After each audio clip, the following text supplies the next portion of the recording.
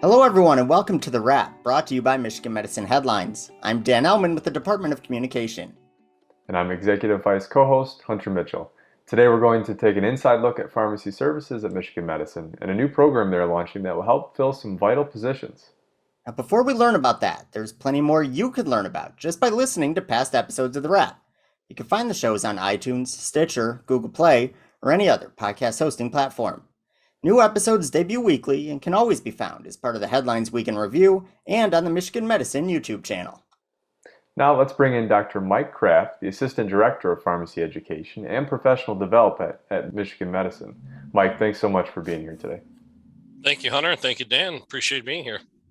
All right, so Hunter just gave your official title, but can you explain a little bit more about your role in the Department of Pharmacy Services? Sure, I'd be happy to. As the Assistant Director of Pharmacy for Education and Professional Development, my oversight includes recruiting, onboarding, and training for new employees, education and professional development for our department, and then broadly oversight of our learner education, which includes pharmacy students and pharmacy residents, and some other learning opportunities as well. Nice. Now, your department will soon be launching a training program for pharmacy technicians. Can you give a quick rundown of what type of work pharmacy techs do every day? Absolutely. And as you mentioned, these really are essential team members at the health system and as part of our team for what we do related to medication therapy as well as for patient care. And pharmacy technicians really have a key role in all steps in the medication use process and have additional advanced roles that have developed over the most recent few years as well. In terms of their core responsibilities in medication use, they're involved in really every step, including procurement and inventory management, medication preparation and medication compounding, sterile compounding, which of course is an additional skill, very technical skill, medication labeling, and then medication delivery as well for patient use. We also have a number of advanced roles that have been developed for pharmacy technicians within our team in areas such as research pharmacy, where they help to prepare and manage medications involved in research studies, and transitions of care, where they assist with patients who are transitioning into the hospital and going home, and help with facilitating their access to medications during that transition. So a lot of opportunities that we have and have continued to develop for pharmacy technicians. Absolutely. So, this training program obviously will give some people these opportunities to join the team. How will that program work and who's eligible to join? Yeah, absolutely. We're very excited about this opportunity. Really, in order to provide these opportunities for individuals, we've embarked on this training program, and it's really meant for anyone who may have an interest in a career as a pharmacy technician. You don't need to have any medical or pharmacy background. Really, no other formal training that's required. The intent of this is that we will bring folks on board. They'll be hired as employees, and they will be placed into our training program. And the program will be approximately 5 to 6 months. It will consist of about 3 to 4 months of online training with didactic modules and some in-person learning, and then 1 to 2 months of clinical rotations or experiential rotations within various areas within our pharmacy team.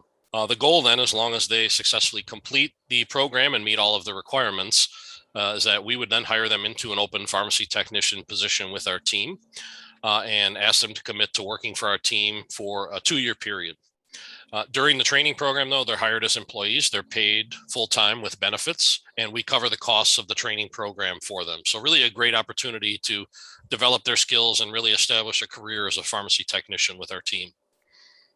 So, Mike, you talked on the specifics, but why is the program so important?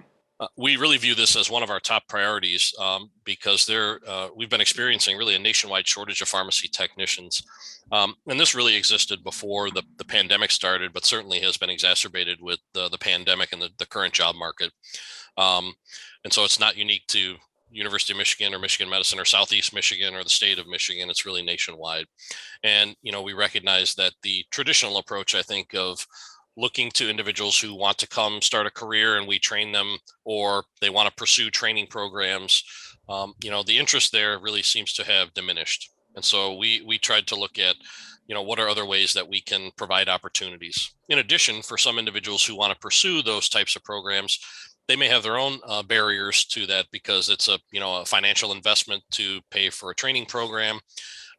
It requires, of course, the investment of their own time, and they may have other barriers to being able to pursue those opportunities. So we wanted to try and remove as many barriers as we could, and provide a really great opportunity, not only to invest in them for their future career, and then have them invest in us to work with our team and develop their career. Yeah. I think one of the coolest things that that you mentioned is that you don't have to have a background, in pharmacy, in medicine, or anything like that. I know I talked to a pharmacy tech a few weeks ago who had a background in catering before coming here, and it was Yep. just it had just no experience whatsoever. Came here, got trained on the job, and absolutely loved it. So, if a listener is interested in joining the program, or they know someone who is interested in joining the program, how should they reach out? Absolutely. You bring up some great points. Anyone who may be interested, they can feel free to contact me directly. Um, my name is Mike Kraft. My email is mdkraft@umich.edu. And they can feel free to contact me directly, and I'd be happy to give them some more information. We're working on getting a website up as well, so we will have more information posted, so individuals will be able to go there for additional information once that is up and ready to go. And I'm glad you pointed out, we have folks who have no experience whatsoever, who have joined our team and had great careers as pharmacy technicians. And I think that's really key to emphasize as well, is that if you have experience, great, but if you don't, that's great too. There are many other skills that individuals may have developed that certainly would translate and help them be successful. Communication, time management, prioritization, customer service. Those are all things that are really essential to be successful. So doesn't require any experience in medicine or pharmacy or healthcare to really pursue this career and be successful. That's great. Are there any other changes or initiatives coming out of pharmacy services in the months or even years ahead? We're definitely working on several different things. As you mentioned, we talked about the nationwide shortage. We realize that, this is certainly one very important initiative we're excited about, but, there are other things we want to do, because not only do we want to invest in those who want to establish a future career as a pharmacy technician, but we also want to make sure that we continue to recognize all of the great work that our current team members do and have been doing throughout the pandemic and for many years before that. And so working on ways that we can better recognize all of the great work that our pharmacy technicians do now, but of course, into the months and years ahead. Because I think that's really important. And, I don't know of any department or business that over recognizes, the employees and all the great work that they do. So that's another big focus for us, is how can we better recognize our team members and make sure that they stay with us, that they want to stay with us for their career. Absolutely. Well, we're excited to find out what some of those things will be, and I'm sure we might be able to cover them here on the wrap or in headlines or things like that. So thank you so much, Mike, for giving us some insight into what's happening at Pharmacy Services, including the new Pharmacy Tech Training Program. If you'd like to learn more about that program, go to mmheadlines.org. That's mmheadlines.org. Alrighty, Mike. So we grilled you with a few questions that you saw beforehand, but now it's time to answer a few more that you haven't seen. Are you ready for the lightning round? All right, let's do it. All right, so you talked about how people can train to become pharmacy techs on the job. If you only needed a few months of on-the-job training, what new job would you want to take? I would probably want to take a job in healthcare, would be in informatics, because I think it's just really essential to what we do, and I think it's just fascinating with the role of technology and informatics in healthcare, and really seems like the sky is the limit on the opportunities to enhance what we do using technology. Nice. So you've been at Michigan Medicine for more than 20 years. What has kept you hanging around for 2 decades? I would put it into three kind of general categories. Probably the biggest reason is the people.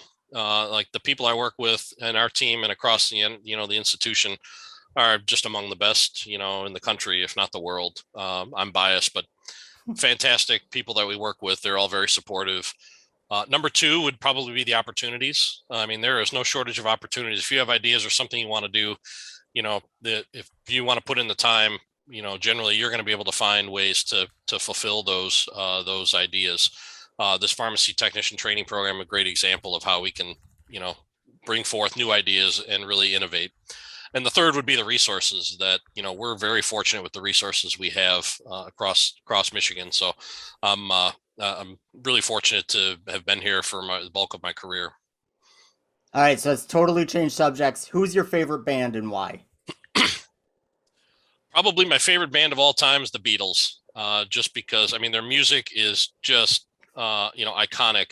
And you think about the influences that they took and what they did with those influences and all the musicians they've influenced since then. And the amount of music that they put out in just the period of time they were together. I think about bands today like the Rolling Stones that are still out there touring. Imagine if the Beatles were still together. Like, what would they have done and contributed to music? I mean, it's so people have asked if you could go to a concert, what would it be? It would be the last rooftop show they put on, their last performance together on the rooftop in London. I would give a lot to have seen that. That would have been awesome. So. Wow. Yeah, great answer. All right, so last question for you. You're obviously very involved in professional development. If you could give one piece of advice to your younger self, what would it be? Oh, that's a great question. Oh, I I had a lot to learn in my younger days, so there's a lot of advice I would probably give. But I think the one thing is that, absolutely remain open to opportunities and don't be afraid to take a chance, because, that's really how you grow as a person and as a professional. And you take some of those risks, and it seems sometimes intimidating or scary, but that really is how you realize some of your goals, and sometimes things that you never realized were possible, you can achieve. So that would be the thing I would say, is that don't shy away from those. Make sure you take advantage of those, and take those risks and those opportunities. Well, that's tremendous advice. Thank you so much, Mike, for participating on the wrap, for sharing your insight into the Pharmacy Tech Training Program. Once again, if you want to learn more about the program, go to mmheadlines.org. That's mmheadlines.org. And while you're there, check out other featured stories from this week. For instance, employees shared their favorite fall activities now that autumn is officially here. Headline sat down for a Q&A with John Carruthers, Chair of Internal Medicine, and there was the latest installment of the Wellness Wednesday series. Find all that and more at mmheadlines.org. All right, Hunter. Now, between today's interview with Mike and the Q&A with Dr. Carruthers, we've heard from some longtime Michigan Medicine team members, so that got me thinking, where do you picture yourself in 20 years? Well, in 20 years, I'll be 2/3 of the way through my house payment. I have some of that paid off there. But no, you got me thinking, like, my job in 20 years, what the heck is that going to look like? It's changed so much in 20 years already. So yeah, I think just, stay educated, stay learning, and, in 20 years when I'm like editing holograms in my spaceship, it'll be pretty cool. What about you? Yeah, no, that's funny because especially working in communication, you really do have to go with the flow, right? Things change all the time. Probably 15, 20 years ago, Headlines had a print version, right, that they were handing out at the hospital for people to read. Now, obviously, we're only online, and I can't even imagine what it's going to look like 20 years from now. But I do still picture myself at Michigan Medicine. I feel like I've sort of found a landing spot here, where I feel like my work makes a difference. And I think a lot of people get into healthcare for that reason, right? No matter what role you play here, your work makes an impact on people. And I think that's really important. So I do picture myself hanging around at Michigan Medicine. Michigan's a place that I love to live, and Michigan Medicine's been a great place to work. So whatever that looks like, I'm going to just, be as flexible as possible, take some learning opportunities like you mentioned, and just roll with the punches a little bit and just see where I land. And I feel like that's sort of the key to success. Yeah, absolutely. I mean, the tools change, but the stories and the people, they'll always be here. So That's true. And in both of our roles, if you can tell a story, if I can tell a story by writing it, or you can tell a story through video, there's always going to be some sort of platform for that. So, and we just maybe don't even, it might not exist yet on what that platform is, but it'll be interesting to see where things go. absolutely. All right. It's time for the weekly trivia contest. Last week, we asked listeners, how many people acquire sepsis in the U.S. each year? The answer is 1.7 million. Congratulations to Jeremy Fallis, who sent in the correct answer.